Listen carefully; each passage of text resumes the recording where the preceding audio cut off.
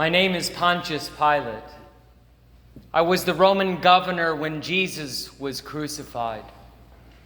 My job was to rule over the Jews and keep the peace in the area of my jurisdiction. I was directly responsible to Caesar and was in charge over a regiment of several thousand men. It was a difficult job, as the people in this region were notoriously difficult to rule. They said their God had given them this land and that they were a free people. They hated us Romans. There were many uprisings. Certain men would come and try to overthrow us, and I would be called upon to put down the rebellion. The taxes we imposed on them reminded them that they were not a free people. We ruled over them. Yet in spite of their hatred of us, we allowed them many freedoms. We let them rule themselves by their own local laws. They could worship as they pleased and follow their own customs. We did, however, retain various privileges for ourselves, meant for the continuance of our governance. Their legal authority ended at capital punishment. If they wanted to sentence anyone to death, they had to be tried by my hand. All this being considered, our Jewish subjects enjoyed a time of great peace under our Roman rule. We were their protectors, but we must get to the matter at hand. The day of this man's trial, my wife had a dream. She was troubled and said that she had suffered many things on account of him. She sent to me and told me to have nothing to do with him, and that he was a just man. When the Jews sent him over to me, I was irritated. I didn't want to be a party to their religious disputes. Why were they bringing him to me anyway? They charged him for claiming that he was a king. That seemed suspicious, like they were trying to win points. They hated the Romans. They would have been glad if someone would have risen up to defeat us. Something smelled fishy. I went in and examined this Jesus. It was my job as governor, as I was the supreme judge. I expected this man to defend himself, but right away he began to question me.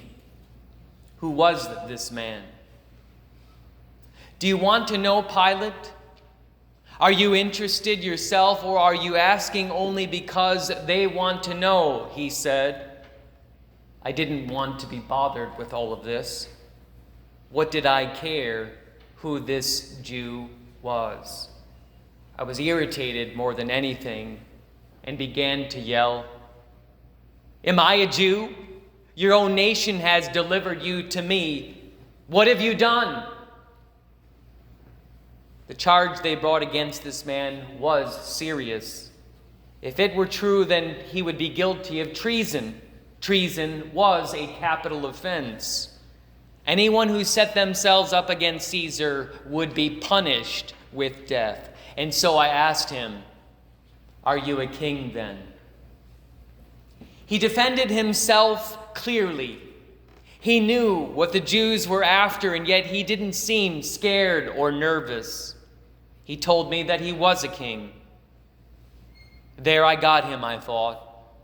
But then he said that he was a king, not of any threat to Rome. He told me that his kingdom was not of this world, that he was a spiritual king of men's hearts, not in competition for any earthly kingdom. He did claim to be a king, but was certainly not guilty of treason. But more than stating his defense, he gave me evidence. It made sense. If he was a king, then all of his followers would be fighting to get him released. If he was a revolutionary, then there would be a revolution. And where were his disciples now? One even had picked up a sword in the Garden of Gethsemane, and this man had told him to put it down. And yet this man seemed to care more about confronting me than he did about his own trial. He seemed less concerned about going to the cross and more concerned about me. He kept on bringing the conversation back around to me. Everyone who is of the truth must hear my voice, he said as he looked at me. What is truth? I said. I'd long ago stopped believing in truth. What was true in life was what you made of it. What was right was to do what you thought was right. Truth was relative and changeable, and yet this man claimed to not only know the truth, but to be the truth. And yet there was something about him that made me bear this part of my soul to him. At that point I was troubled, but I had a job to do. This man was getting to me. I would go out and tell the people that he was innocent and it would all be over. And so I went out and told the crowds that my examination had concluded and there was no fault in him whatsoever. It was obvious that he had done nothing wrong deserving of death. But knowing that the Jews were inclined to be insistent in their claims, I offered them a favor. It was my custom each year to release to them one criminal at the time of the Passover. I had a criminal in mind. His name was Barabbas. He was the leader of a rebellion. Who would want Barabbas to live? He was a murderer and a robber as well. Certainly they would choose to release Jesus, who was rather humble and harmless. And yet something strange began to happen. I didn't understand it. The people started to yell and cry out for this Jesus to be crucified. What was going on? Why would they want an innocent man to die and a no-good criminal like Barabbas to be released? It didn't make sense to me. How strange it was that a no-good wretch on that day went free and that this man was punished to death. Truth be told, I didn't want to crucify Jesus. It was my solemn responsibility as a judge to condemn the guilty and release the innocent. My wife had had that dream. He was innocent, and there was something in this man which made me, maybe for the first time, reluctant to be unrighteous and unjust. The last thing I wanted on my conscience was for these Jews to force me into a corner. I was the governor. This man was innocent, and that was going to be it. And so what I did next, you will have to excuse. I had this man flogged. I allowed the soldiers to put a purple robe on him and to mock him. I turned a blind eye. I had a reason for it. I believed that once the Jews saw his suffering, they then would consent to his release. I would beat him to an inch of his life. Flogging was also known as the horrible scourge. It was so cruel that it was not uncommon for people to die from it alone. My soldiers were well trained how to do it, and they beat the victim up to 50 times. The person was stripped, their hands were tied, and their back was bent as they were bound to a stake or to a post. The whip itself had several cords or leather straps on it, which were weighted with jagged pieces of bone, metal, or spikes. The whip dug into a man's flesh like fish hooks and ripped the skin into shards, lacerating the back and the chest until the victim fell down a bleeding mass of torn flesh. The blows were normally applied to the back and thighs, but sometimes, depending on the cruelty of my men, they were also flogged in the face and on the chest and stomach. After the flogging, I took him out to them and told him for the second time that he was innocent. behold the man. Sometimes in these situations, the truth starts to come out. And that was the point where things got way out of hand. I was expecting their sympathy so that I could release him, but the opposite seemed to happen. The crowd cried out louder and louder, "Crucify him, crucify him," they said. I stated it again, and I began to shout, "I want you to know that I find no fault in him." And then they said something that scared me. "We have a law, and because of that law he ought to die, because he made himself out to be the Son of God." Suddenly the truth came out. They were lying to me all along. They had concocted that trial. The pieces came together in my mind. They wanted him dead because he was a threat to them. As a pagan, I had heard before of the gods and that they could become men. I began to understand, and I was scared. I ran into him. "Where are you from?" I said. And yet he was silent. He was silent because there was nothing left to say. And I began to scream. "Don't you know I have the power to kill you or power to release you? Don't you know that your life is in my hands?" It was then that I was changed by something that he said. "You could have no power over me unless it had been given to you from above." It was more than his trial.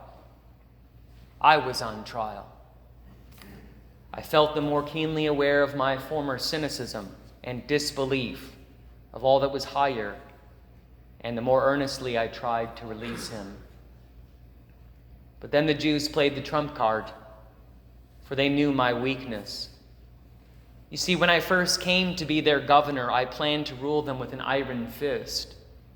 I had taken the symbols of the emperor into their holy city, which was against their belief about making graven images. They came and petitioned me at my palace to have these symbols removed. I let them wait for 6 days, and afterwards I told my soldiers to surround them. I threatened them with instant death unless they stopped bothering me about the matter. All at once they fell to the ground, baring their necks, saying that they would rather die than have their sacred laws dishonored. And I faced a dilemma. Either I could stick to my words and have a massacre on my hands, or I could concede the point and let them win. From that point on, they knew how to control me. I had failed to quell several other situations and had recently received a letter from Caesar that if there were any more complaints, I would lose my job. And so the leaders of the Jews pressed the crowds as if on cue. The crowd got louder. They threatened an uprising if I didn't do what they wanted. There were none that tried to defend him, not even one voice from his followers. The leaders had me, and they knew it. Would I do what was right and lose my job in disgrace, or let it slide and turn a blind eye to justice? I washed my hands before the people, hoping that no jury would convict a man after seeing such a demonstration of innocence from the judge. "You take him and judge him by your own laws," I said. "I am innocent of this man's blood." And yet they responded and said, "Let his blood be on us and on our children." They led him away to crucify him, but I had the last word, and it made them mad. It was the custom of that day that an inscription of the charge be written over the man so that the people would be deterred from their crime. They didn't like what I wrote and wanted me to change it. They wanted it to say, "He said, I am the King of the Jews. And yet because of me to this day you have on your crosses, I-N-R-I." Jesus of Nazareth, King of the Jews. What I have written, I said. When justice endangered my position, I reluctantly gave way to the Jews. I sent Jesus to the cross, but not without exhausting every expedient way to save him. I acted against my conscience. I knew what was right, but for selfish and cowardly reasons, I refused to do it. I was faced with the greatest of moral emergencies, and I failed. Before the law, I stand guilty, but before the cross, I stand differently. You condemn me, but is your sin any different? How often have you stood at the crossroads and done exactly what I did? Are you any less guilty? Later, I permitted a high-ranking member of the Sanhedrin to bury him and a detachment of troops to stand guard over the tomb. Apart from this, very little is known about me in history. Soon after, I was deposed of my position for failure to quell another uprising. There is no other known reference to me in history, well, except for one place. My wife and I appear in the catalog of Christians in the Eastern Church records. It is the only record that remains. Many say that I never could forget that day and became a Christian. One day you will find the truth. I lived my life denying the truth, turning from the truth, until that day I was confronted by the truth. I came to know this man that I speak of, Jesus. You say my name each week here when you speak your creed. I am known as a man of very inflexible disposition and ferocious passion. You can look in your history books and read all these things about me. Many say that Christ isn't true and that the story is not true. I was there. I bore witness. It happened before my eyes, and I tell you that it did. In the court of law, I declared this irony: Jesus was killed for who he actually was. The Apostle Paul later wrote these words in the book of Romans, maybe even thinking of me.